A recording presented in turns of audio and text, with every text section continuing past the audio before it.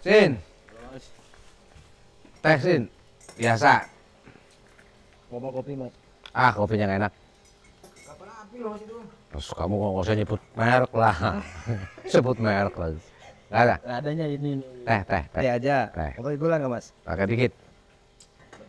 Teh gula pakai gula sedikit.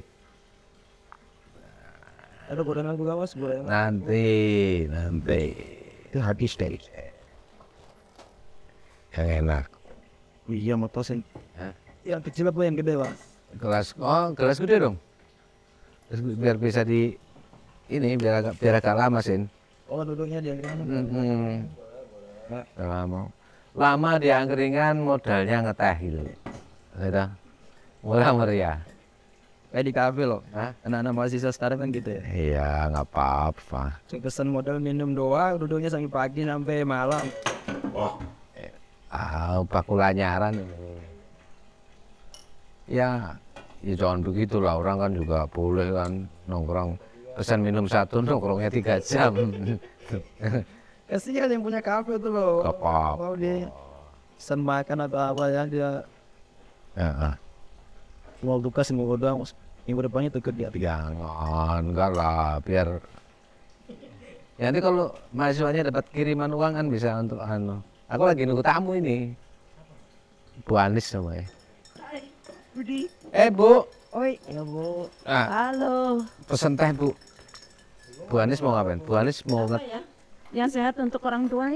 air putih. Air putih. Ini mas. Ini semuanya kebanyakan gorengan nih. Ya ada kerupuk juga ada bu. Ini kerupuk. Iya. Apa ya? Ada mie. Sesekali minum kopi lah. Kopi yang tidak baik apa ya? Kopi yang tidak pahit ya Raul. Ini udah ada tampungan gulanya semua bu kalau yang ini. Nah, yang tidak ada gulanya. Jelas air putih atau teh tawar. Tawar. Oke. Awal yang kelas. Besar apa ini? Sila aja. Sip. Bu, matur suwun sudah rawuh, saya mau ngundang Ibu ngobrol. Oke. Kenapa ya Mas? Enggak ngobrol ya? Ngobrol iya Bu. Ini oke, ini kita ngadepnya ke kamera Bu. Nah, nggak apa-apa, kita ngadep ke kamera. Halo teman-teman, selamat, saya nggak tahu siang, pagi, sore, malam kalian nonton ini kapan. Saya Budi Hermanto dari Perkumpulan Keluarga Berencana Indonesia Daerah Istimewa Yogyakarta. Ini podcast pertama yang saya jadi host maksudnya. Ini jadi saya nggak tahu Heri kenapa minta saya. Ini mestinya teman-teman nanti ke depan sendiri lah ya, nggak usah saya yang jadi host. Tamu saya kali ini adalah Ibu Anis. Beliau salah satu pengurus daerah PKBI DIY yang sudah mungkin malang melintang lama di PKBI dan konsen pada isu kesehatan seksual reproduksi. Dulu saya ketemu dengan Ibu di forum Guru Kespro ya? Iya ya, forum Guru Kespro. Tema kali ini ngomongin soal seksualitas, ngomongin pendidikan seks buat remaja dan buat anak muda. Bu, jadi kita ngobrol. Ibu boleh sekali-kali ke kamera, boleh kita ngobrol. Bu, ini kan saya kira fenomena ini nggak cuma sekarang, dari dulu zaman kita muda juga begitu. Jadi soal perilaku atau sikap, cara pandang juga soal seksualitas yang saya kira tidak terlalu clear, yang berakibat terhadap perilaku seks yang juga tidak sehat. Bagaimana kita membentengi ini khususnya buat anak-anak dan remaja kita di sekolah, Bu? Ini pertama kira-kira soal itu. Jadi pertanyaan saya adalah situasi hari ini, apakah dunia pendidikan kita sudah cukup aware dengan isu soal kespro dan soal seksualitas biar anak-anak kita memiliki pemahaman yang cukup? Karena ini hipotesis saya. Jadi seruan moral dan agama saja nggak cukup untuk membuat anak-anak kita memiliki pemahaman yang utuh tentang seksualitas sehingga mereka bertanggung jawab atas tubuhnya. Kira-kira gitu Bu, pertanyaan saya gitu. Jadi menurut Ibu tuh kenapa ya pendidikan kespro itu penting buat anak-anak kita? Iya. Ya, makasih Mas Budi. Dan pertanyaan kenjenan itu yang mengantarkan saya kenapa saya tahun 2007 itu sampai menyengajakan diri bergabung ke PKBI itu khusus saya ingin mendapatkan beberapa bekal karena berangkat dari kebingungan saya mengenai situasi ketika internet masuk. Perilaku dan sikap seksual remaja kita itu semakin merajalela, semakin memprihatinkan, semakin membingungkan, dan saya sendiri gagap juga ya. Bingung saya itu mengatasi hal seperti itu. Nah, sehingga sampai pada satu titik saya perlu memberikan sesuatu kepada murid saya sebagai antisipan dan sekaligus tidak sekedar untuk saya sebagai guru agama selama ini kan biasanya pendekatannya fikih, Mas. Oh, pendekatan fikih, halal haram, boleh nggak boleh gitu. Ngerti fikih kamu ya? Tahu fikih ya? Ya fikih ya. Ya. Jadi agama itu ya fikih gitu. Ya. Jadi menghakimi gitu, Mas. Jadi ternyata itu tidak menjelaskan masalah karena persoalan yang dilakukan ini begitu luar biasa. Dia butuh cara pandang yang lebih positif. Dia butuh mengenali ketubuhannya, terutama dalam hal ini perempuan yang memang memiliki organ reproduksi yang sangat berbeda dengan laki-laki, baik itu nanti unsurnya, fungsinya, dampak, durasinya, yang itu semuanya kalau tidak dikelola dengan baik, dia akan berpotensi besar untuk menjadi korban. Ya. Korban. Berpotensi besar untuk menjadi korban. Khususnya anak perempuan gitu ya. Korban kekerasan, korban pelecehan. Dan baik itu nanti ya akhirnya dampaknya itu bisa ke fisik dan mental. Ya. Maka saya perlu itu, dan itu tidak cukup hanya dengan pendekatan halal haram, pendekatan fikih saja, dan juga tidak cukup hanya di keluarga saja, ada sekolah juga, tetapi juga masyarakat. Karena apa? Ternyata begitu masuk internet itu, saya itu pernah mempermalukan diri sendiri, maksud saya. Ketika anak-anak itu pada waktu itu ada bintang film terkenal Indonesia, bintang artis terkenal di Indonesia dengan unggahan-unggahan yang di media itu membuat semua orang heboh, baik itu guru maupun siswa. Dan mereka ternyata juga tidak memiliki cukup pemahaman untuk mensikapinya. Kalau yang guru satu, kamu yang anu toh, naksin itu toh kowe, delok kuwi toh, ora kaya ngono kuwi. Nah, tidak cukup banyak itu. Enggak cukup banyak gitu. Ya. Kemudian ketika anak-anak itu di pertemuan wali siswa, ternyata juga para orang tua tidak cukup untuk memberi bekal untuk anak-anaknya, karena itu sesuatu yang tabu, karena itu saru. Nah di sekolah itu sudah sibuk dengan kurikulumnya, mana membekali anak-anak itu tentang menyiapkan ujian nasional, sehingga itu lewat.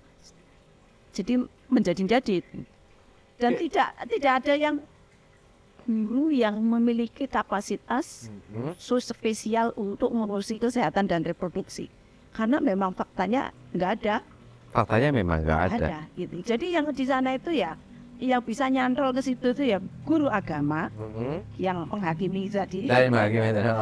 Kemudian guru biologi. Ya, karena yang kemudian guru olahraga, tetapi itu juga hanya sebatas ranah pengetahuan. Ya, permukaan aja. Permukaan yang tidak, sementara informasi itu begitu luar biasa masuk membuat gitu ya. Bu, saya tertarik dari kemudian apa yang Ibu lakukan mengedukasi anak-anak kita gitu ya terkait dengan ini berdasarkan pengalaman. Tadi kritik kita kayak gitu, tapi yang pengalaman Bu Anis di sekolah, membuat anak-anak jadi memiliki pemahaman. Bagaimana? Yang pertama tentu saja bagaimana mengelola informasi yang banjir informasi. Oke. Di internet yang begitu luar biasa. Yang penting itu adalah bagaimana mengolah informasi itu menjadi makna. Sehingga anak itu menemukan kesadaran. Jadi anak-anak tidak sekedar, yang pertama tentu saja harus membedakan antara yang hoax dan yang tidak. Ya. Yang apa itu? Fakta atau bukan opini atau apa biasanya kan anak-anak itu hal-hal yang sifatnya itu tidak faktual, hal-hal yang cuman opini atau itu yang pertama. Yang kedua itu anak-anak harus diajak untuk bagaimana informasi itu diolah menjadi makna yang makna itu menumbuhkan kesadaran. Saya Oke. yang saya lakukan adalah mulai dari melibatkan pengalaman biologis perempuan untuk diangkat ke permukaan. Itu kasus-kasus yang terjadi, pengalaman-pengalaman. Contohnya apa Bu? Pengalaman biologis perempuan yang perlu kita Pengalaman di mana dia pernah berkenalan dengan laki-laki. pernah mengalami apa saja, diapain saja, kemudian. Dan ternyata ketika di kelas itu tidak nyaman. Maka kemudian saya punya forum namanya kajian keputrian. Ketika laki-laki itu semuanya Di tempat yang berbeda, ya laki-laki itu jumatan. Nah, perempuan itu saya ajak ke kelas, ke forum kajian Bu. jadi dari perempuan. Ke perempuan. Jadi kita tentu saja berbagi pengalaman tentang itu, kemudian kita menganalisis itu kenapa sampai ke akar persoalannya. Terus bagaimana dia selama ini pengalaman-pengalaman buruknya itu dikelola. Ternyata apa yang terjadi? Apa Bu? Iya, nggak ada yang speak up dan karena biasanya dia mengatakan ketika dia mencoba untuk speak up, Untuk menyampaikan Ya. pengalaman buruknya misalnya, dilecehkan atau di apapun, disalahkan. dipojokkan, Oke. justru dia tidak mendapatkan perlindungan, tetapi justru malah jadi malu. Jadi seperti jatuh sudah Jatuh ketimpa tangga. ya, kemudian ketimpa durian pula gitu. Nah itu Mas. Iya ya, oke. Persoalan. Maka setelah kita menganalisis hal dari persoalan seperti itu, kemudian apa yang bisa kita lakukan? Kenapa bisa menjadi seperti itu? Jadi otomatis nanti larinya juga ke bagaimana membangun paradigma berpikir yang adil gender. Ini saya mau Ya patriarki. Butet, oke. Hal-hal seperti itu. Saya mau ke hal sederhana. Ini anak-anak ya remaja misalnya kan secara naluri punya hasrat biologis ketika mereka berpacaran kemudian memiliki ketertarikan terhadap orang lain gitu ya.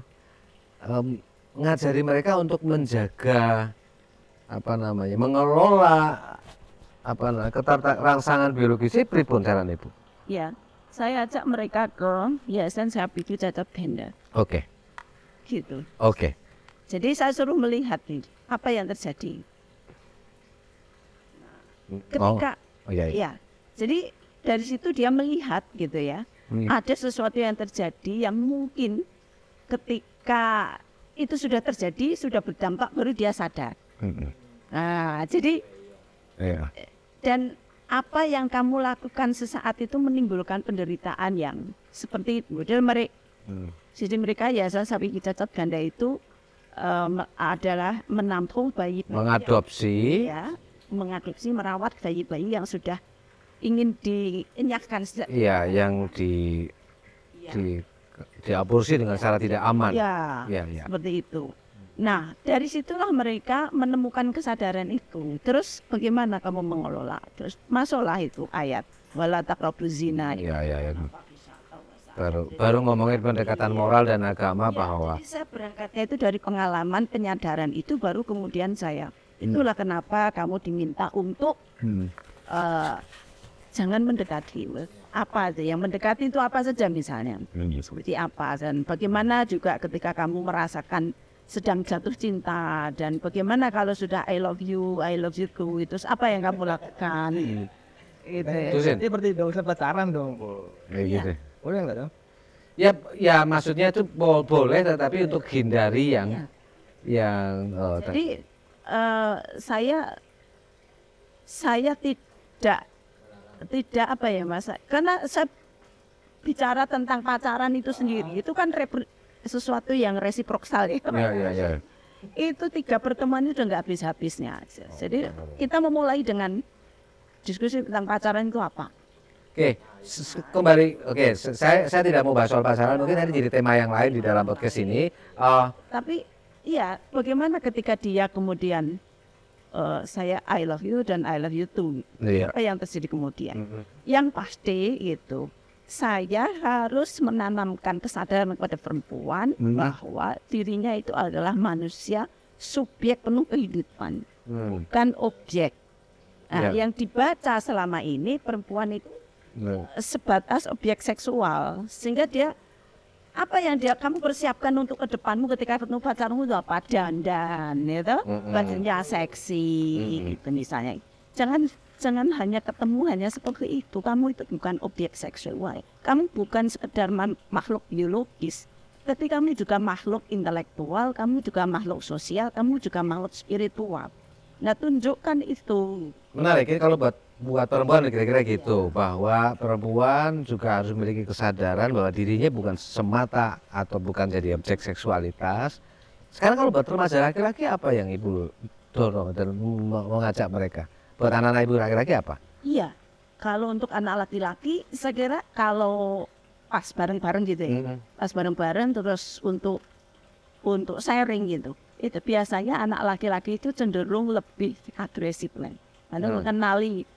Jadi saya tunjukkan tentang bagaimana organ reproduksi laki-laki dan Perempuan.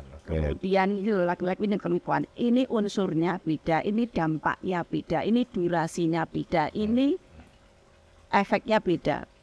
Nah, saya sadarkan mereka bahwa sekali apa yang kamu lakukan itu dampaknya bagi perempuan itu Panjang. jadi mulai dari unsurnya kamu itu hanya kamu sebagai laki-laki itu hanya mengenal mimpi basah dan fungsinya hanya membuahi.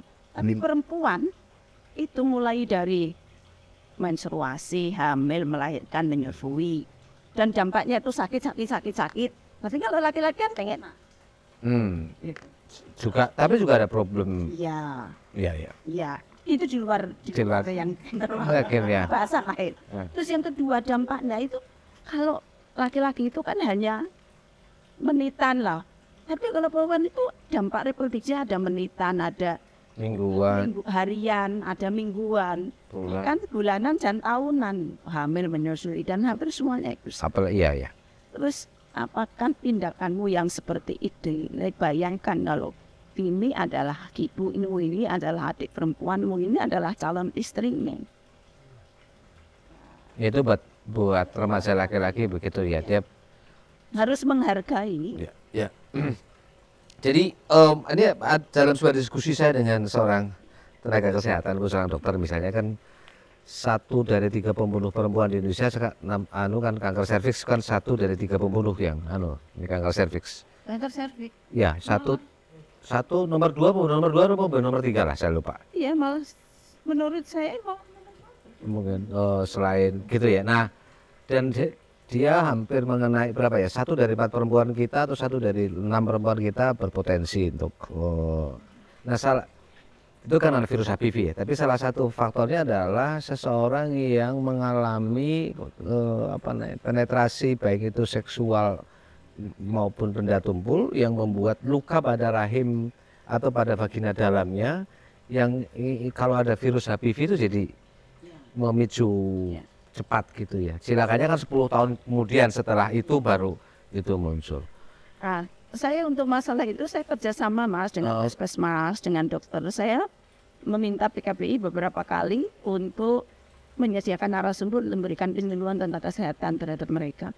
Jadi di kelas saya itu selain diskusi tentang pengalaman biologis perempuan juga penyuluhan gitu. Ada setiap semester itu ada 2 gitu. Oke. Jadi dari puskesmas kadang-kadang ada, terus dinas kesehatan. Tapi saya khusus permintaan khusus untuk sesuai dengan tema yang ingin saya sampaikan kepada mereka itu apa. Misalnya infeksi menular seksual itu dari ginekolog GM itu pernah saya meminta itu dengan senang hati, kemudian mereka lakukan. Dan dari situ mereka sangat antusias dan memang dari situ menumbuhkan kesadaran yang luar biasa penting bagi anak-anak untuk menjaga perilaku seksualnya supaya tidak berdampak buruk, terutama pada perempuan yang organ reproduksinya sangat berbeda. Baik, Bu Anies, sebentar teman-teman. Jadi ini contoh baik menurut saya. Bu Anies mengambil inisiatif melakukan pendidikan kesehatan seksual dan reproduksi secara komprehensif, mengenalkan resiko-resiko yang dihadapi oleh laki-laki maupun perempuan. Kalau perempuan tadi kehamilan tidak diinginkan, kemudian infeksi menular seksual.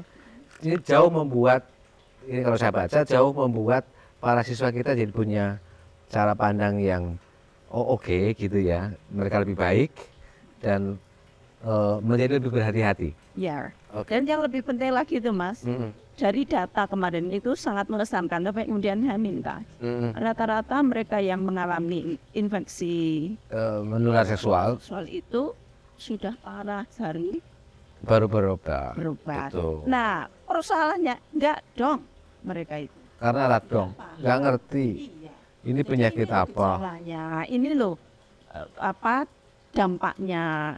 Jadi harus bertindak lebih cepat itu membuat penyakitnya tidak bertambah parah. Nah, itu yang penting bagi seorang anak untuk memahami itu. Jadi dokter itu mengatakan tidak hanya mengatakan ditunjukkan gambar-gambar dan data-data.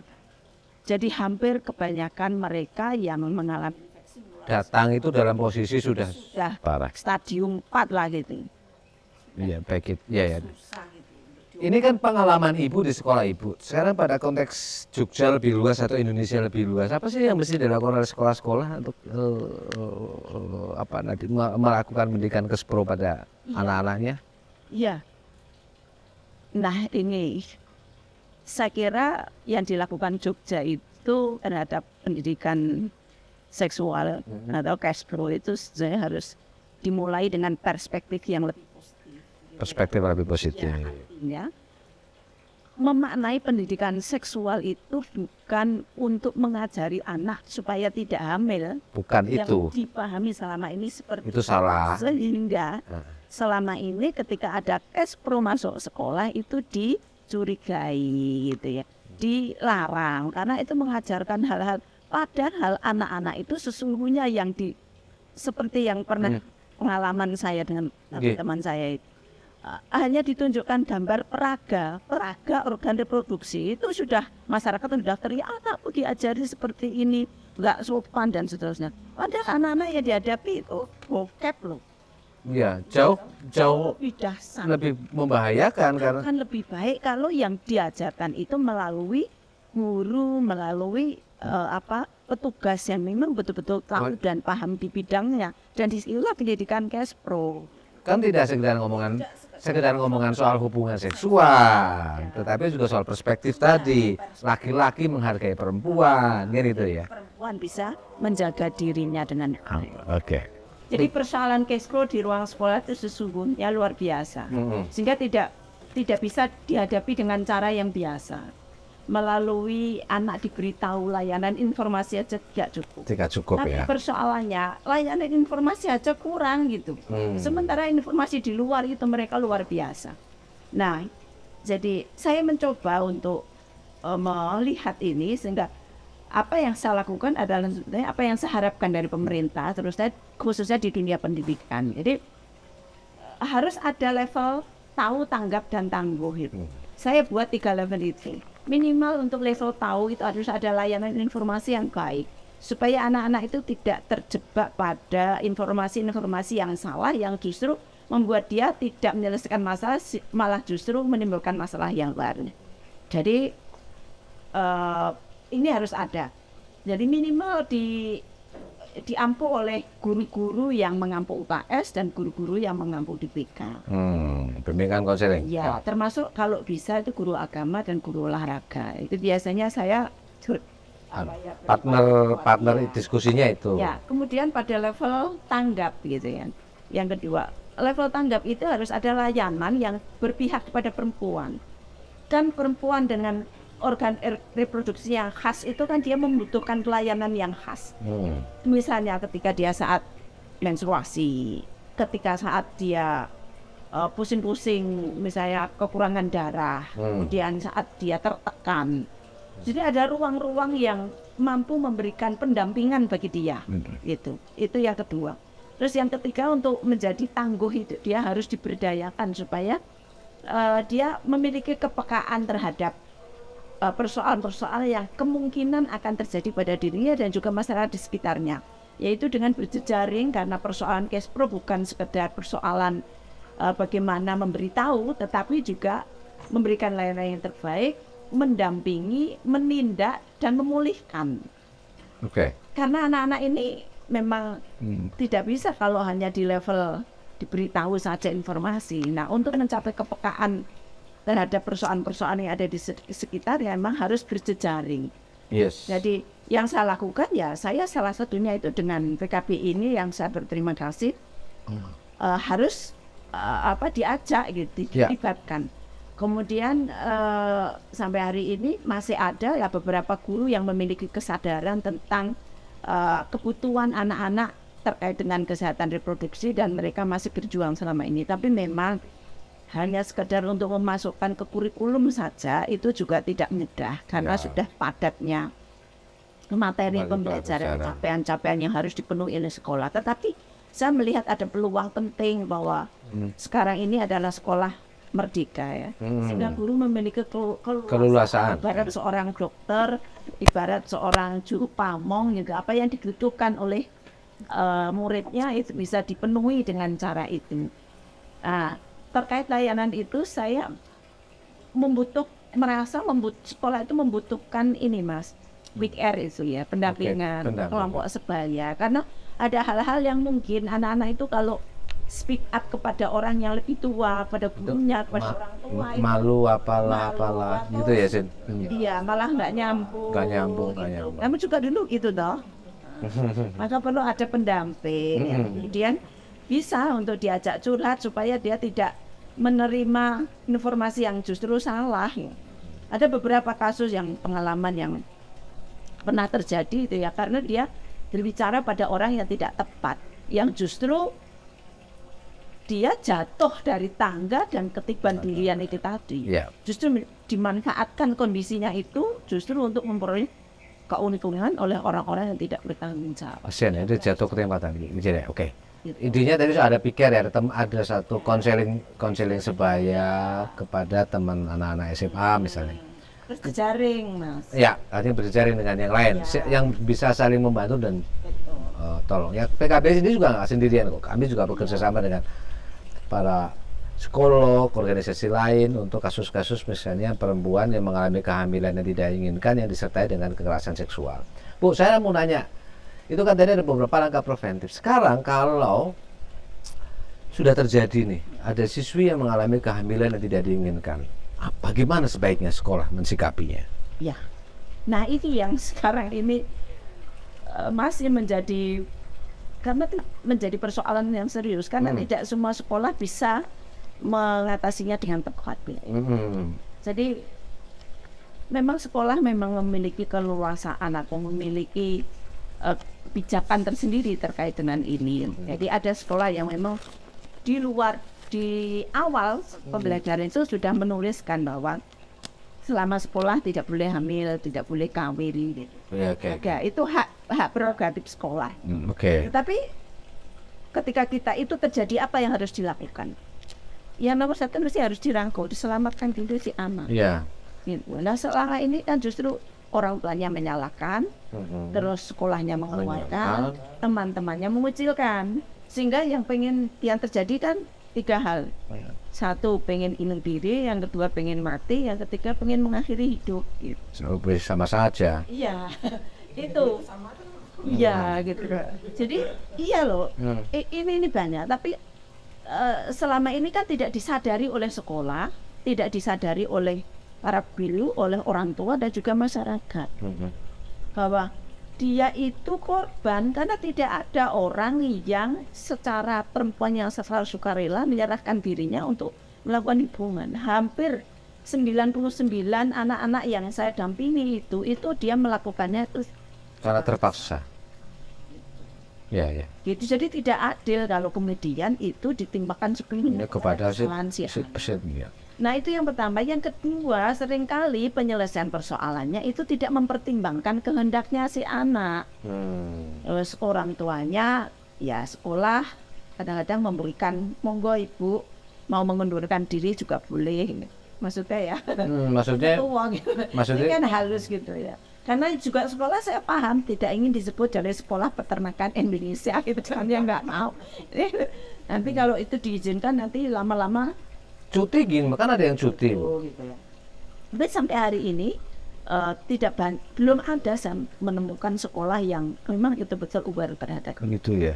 Ya, Jadi kalau di tempat saya memilih untuk mendampingi dia sampai selesai dan saya carikan sekolah yang saya bekali dia misalnya 1,5 semester atau 1 semester misalnya. Kalau tidak bisa sampai selesai itu sebenarnya kasih rapot. Nah, dia menyelesaikan dulu Cuti kehamilannya sampai melahirkan pindah ke sekolah yang lain. untuk melanjutkan. Ya. Artinya tidak terputus pendidikannya. Tidak.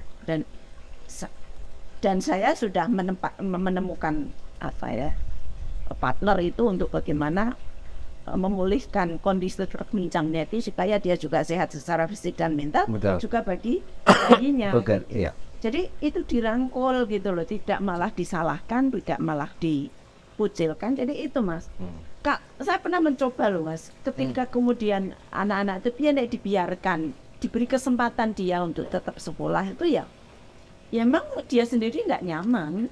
Ya. Murid-muridnya yang lain juga belum mampu menerima itu sebagai sesuatu yang ya belum bisa dihadapi secara bermartabat lah intinya. Ya, artinya Sehingga lebih baik dia biarpun sekolah itu mengizinkan, tapi setelah cuti si anak sendiri tidak siap untuk balik ke sekolah itu. Dia lebih memilih untuk pindah ke tempat lain melanjutkan. Ini yang penting, dengarkan apa yang menjadi keinginannya. Jadi kalau memang tidak nyaman melanjutkan sekolah di tempat yang itu ya nggak apa, nanti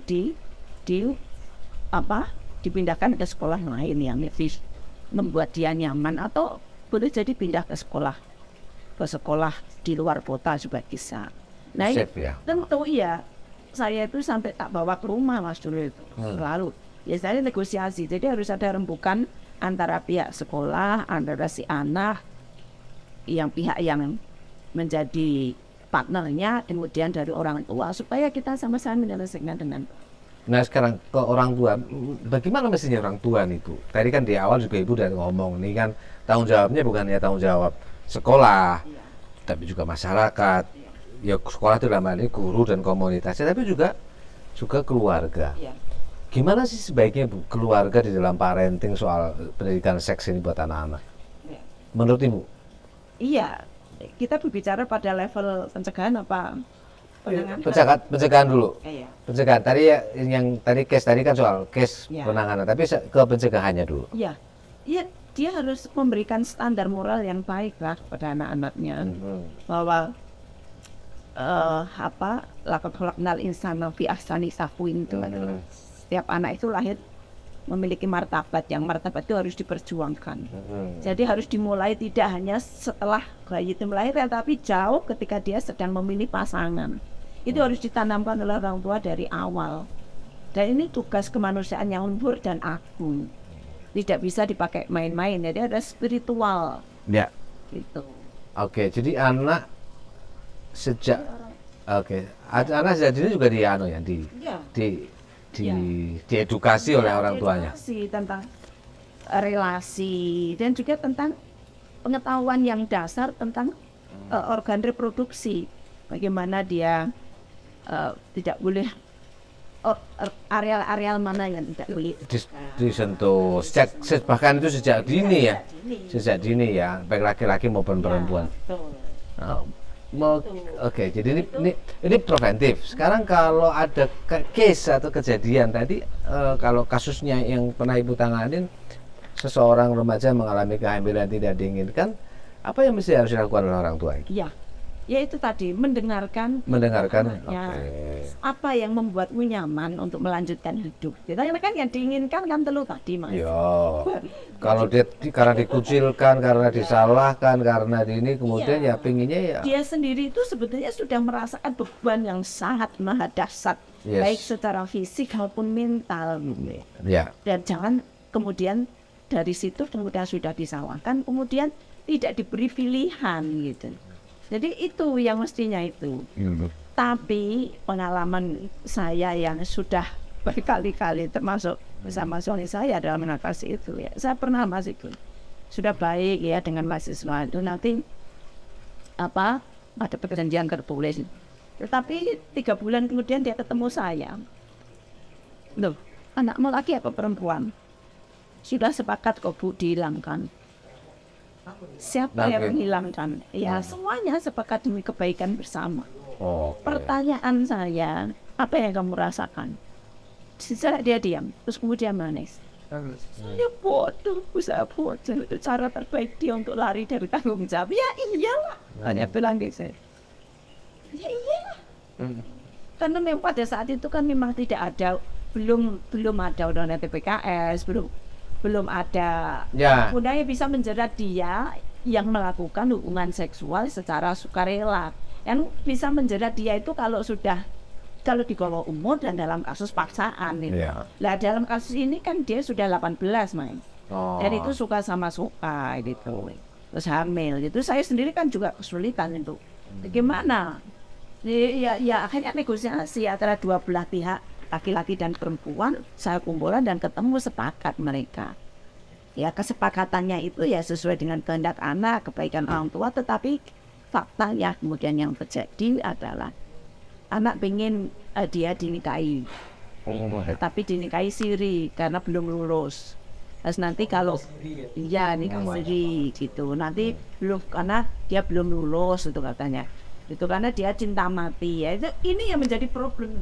Ya ini itu jadi pernikahan anak dong Bu. Iya. Oke. Anak-anaknya itu minta begitu. Karena saya tidak sanggup untuk melahirkan anak tanpa ayah. Si anak begitu. Terus dinikahi sendiri. Terus nanti kalau sudah lulus mahasiswanya mahasiswa sudah selesai juga sudah lulus, itu nanti akan dinikahkan. Tidak seperti itu pada waktu itu. Tapi ya saya karena itu kehendak anak ya sudah. Tapi itu tidak terjadi ternyata di luar kesepakatan ini si anak itu sudah lulus dari sekolah karena bisa disembunyikan ya. Artinya tidak belum sampai 6 bulan 7 bulan itu masih bisa lolos gitu. Tapi yang terjadi kemudian dihilangkan dan itu trauma yang kedua dia. Begitu ya. Ya itu pernah ada yang terjadi seperti itu. Ya ini kan pengalaman Ibu tadi ada di sekolah Ibu. Sekarang kalau ini walaupun saya kira mungkin juga jawabannya sangat subjektif ya pada konteks Jogja secara keseluruhan. Sebetulnya kayak apa sih situasi keseluruhan remaja kita? Aduh, memprihatinkan Mas. Gitu ya. Cuman kan tidak banyak yang tahu. Oke ya. Dan memang tidak diberitahu. Tidak diberitahu. Ya. Karena itu Jogja istimewa gitu loh gitu. Ada saja beberapa sementara sebenarnya itu dibutuhkan ya. Terlibat banyak tentang kasus penanganan itu dan berakhir dengan keep silent dan tidak usah keluar karena itu akan menjadi keistimewaan Yogyakarta. Sekolah sebagai kota pelajar, kota pendidikan, kota wisata, kota budaya, dan juga tidak ingin sekolah itu juga menjadi tercemar. Dan juga tidak ingin orang tuanya menjadi malu. Complicated lah. Terakhir, Bu, apa yang kemudian saran Ibu nih kepada semuanya aja lah, semua pemangku kepentingan pada isu soal kesehatan seksual dan reproduksi, khususnya buat remaja kan? Kalau cara pandang PKBI kan lihat remaja ini kan aset masa depan. Remaja ini kira-kira ya soal umur Tuhan yang tahu, tapi remaja ini punya jangka yang lebih panjang untuk hidup dan ini. Nah, gimana cara kita melindungi, memproteksi dan membuat remaja kita menjadi tumbuh berkembang dengan baik pada soal kesehatan reproduksi ini? Apa yang bisa dilakukan oleh pemerintah, banyak orang, apa menurut Ibu? Iya, memang ini harus menjadi tanggung jawab bersama. Ya. Tidak bisa orang per orang, itu menjadi tanggung jawab bersama karena memang remaja tidak hanya PKPI saya kira ya, di lembaga pendidikan juga punya cara pandang ya, punya cara pandang yang bahwa remaja itu aset yang paling berharga, yang penerus generasi calon pemimpin masa depan yang harus bermartabat, berdaya, dan dia mampu melanjutkan pembangunan dan bisa melakukan hal-hal yang menimbulkan kehidupan yang lebih baik. Sehingga memang itu harus ada baik upaya itu harus dilakukan baik secara pribadi, secara sosial, secara struktural, dan secara sistemik. Jadi perlu itu menjadi konsentrasi bersama-sama kita. Kalau kemudian para guru itu kemudian ada yang peduli saja kemudian memasukkan kurikulum Kespro ke dalam dunia pendidikan, itu sudah menjadi satu solusi. Terus yang kedua, andai saja dinas-dinas yang terkait itu memiliki kesatuan visi dan punya kesatuan langkah, nah, itu jauh menjadi lebih baik.